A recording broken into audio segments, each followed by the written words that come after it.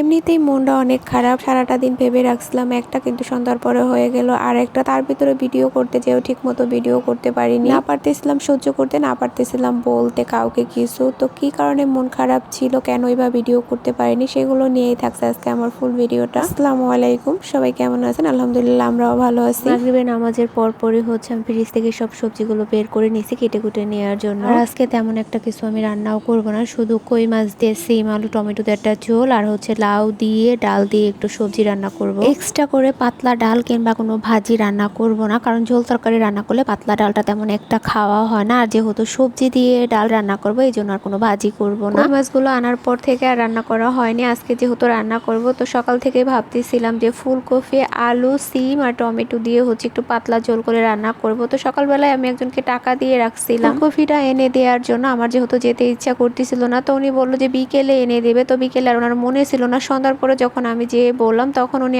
বাজারে গেছিল, কিন্তু যে আর পাইনি। একটা বাজারে ঘোরাঘুরি করছিল, কিন্তু কোনো বাজারেই পাওয়া যায়নি। যেহেতু সিজনাল সবজি না, তাছাড়া আমাদের এইখানে মাত্র একটা বাজারে উঠছিল, তো ওই একটা বাজারে একটু সকাল সকাল গেলেই পাওয়া যেত। মনটাই খারাপ হয়ে গেছিল, বারবার কেন জানি মনে হচ্ছিল যে আমি ওনার আশায় কেন থাকলাম। আমি নিজেই একটু কষ্ট করে হেঁটে যেতাম, তাহলে তো আমি সকাল সকাল গেলে এই জিনিসটা পেতাম। আনার পর থেকে যেহেতু ভেবে রাখছিলাম, তাহলে আজকে নিজের মন মতো রান্নাটাও করতে পারতাম। সিম যেহেতু আগে আমার বাসায় আনা ছিল, সিম আর টমেটো, তো সেই জন্য সিম আলু আর টমেটো গুলো কেটে নিলাম। সবজিগুলো কাটাকুটো হয়ে যাবার পর আমি এখানে ধুয়ে একদম পরিষ্কার করে নিয়েছি। এগুলো সবকিছু ধুয়ে ঠুয়ে গোছগাছ করে রেখে তারপরে হচ্ছে আমি চলে যাব ইশারের নামাজে। আজান দিয়ে দিছে নামাজের জন্য, নামাজ শেষ করে তারপরে হচ্ছে রান্না করা বসিয়ে দিব। এমনিতেই তরকারিটা আমার মন মতো আজকে হয়নি, মনটা খারাপ ছিল। তার ভিতরে দেখা যায় আমি যখন রান্না করার সময় ভিডিও করতে থাকি, ওই সময় হঠাৎ করে আবার কেউ চলে আসলে আরো বিরক্ত লাগে। কারো সামনে আমার ভিডিও করতে তেমন একটা ভালো লাগে না। আগে পরে অনেক সময় এরকম অনেকের কারণে আমার দেখা যায় ভিডিও করার জন্য সবকিছু গোছগাছ করে নিছি, পরে আর ভিডিও করতে পারিনি। তো আজকেও সেম কাজ, শুরু থেকে অনেক সুন্দরভাবে সবকিছু ভিডিও করতেছিলাম, কিন্তু লাস্টে যে একদম সব এলোমেলো হয়ে গেছে। সবকিছু ধোয়া ঠোয়া হয়ে গেছে। এখানে আমি মাছগুলো ভালোভাবে ধুয়ে পরিষ্কার করে নিছি। এখন হলুদ লবণ আর হচ্ছে সামান্য পরিমাণে মরিচের গুঁড়ো দিয়ে এগুলো মেখে নিব। এর মধ্যে কিন্তু আমি নামাজটাও পড়ে আসছি, তারপরে হচ্ছে আবার ভিডিওটা অন করতেছিলাম। তো এখানে মাছের সাথে সব মশলাগুলো দিয়ে মাখিয়ে নিব। তেলটাও গরম হয়ে গেছে, আমি এর ভিতরে এখন মাছগুলো হালকাভাবে একটু ভেজে নিব। আর কই মাছ এরকম ভেজে রান্না করলেই খেতে ভালো লাগে। তাছাড়া এই মাছগুলো যেহেতু বাজার থেকে কিনে নিয়ে আসছি, এগুলো তো আর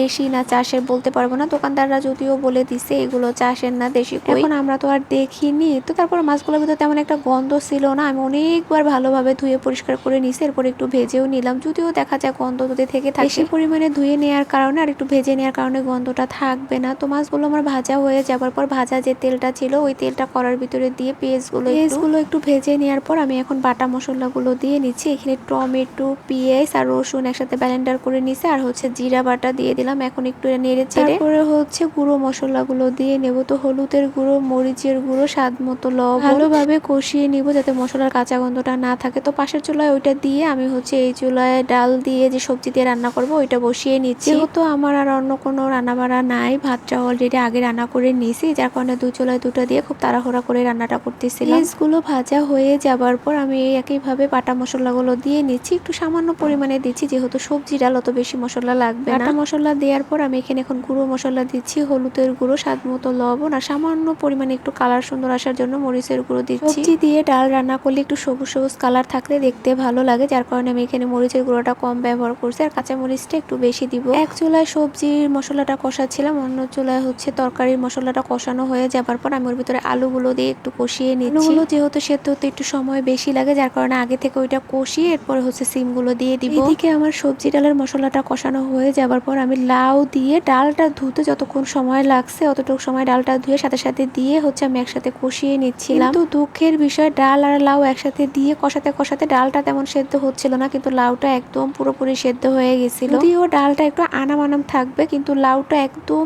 জালি ছিল। এত ফ্রেশ লাউ হবে আসলে আমি বুঝতে পারিনি।